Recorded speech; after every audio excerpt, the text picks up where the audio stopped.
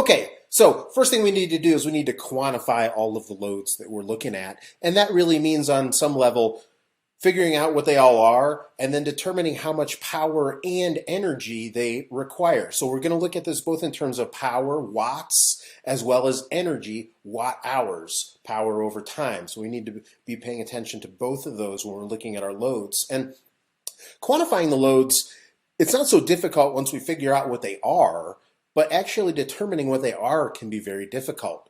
For instance, new house, new construction that's going to have a system with batteries and PV involved in it. Well, if it's not built yet, you don't really know.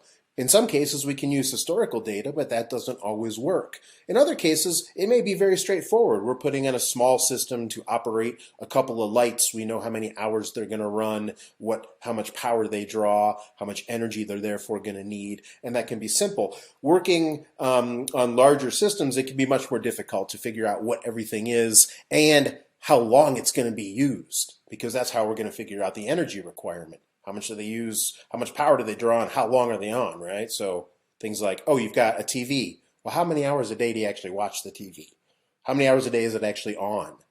We really need to drill down to that level of detail on all appliances, and it can take some time. It's not an exact science. Depends on the application, who you're working with, but we do need to be thorough here. So we figure out what the loads are. We figure out AC loads, DC loads. Think about seasonal loads, heating and cooling, more lighting in the winter versus the summertime, those kind of things. If we can get historical data, maybe this is an existing residence and we can get information from the utility, that's going to be very helpful. Of course, we'll want to consider what things may be added or what changes may have been made. And we'll also look at changes that we might make to be more efficient and reduce the amount of power and energy we need.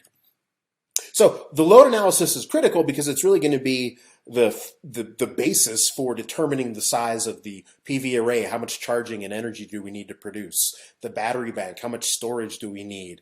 The size of the inverter, how much power do I need to be able to deliver to something at any one time? What might be running at the same time? What's the total wattage that I need my inverter to be able to deliver out of a battery bank that needs to be able to provide that power, but it also needs to store enough energy over time to continue to power that load.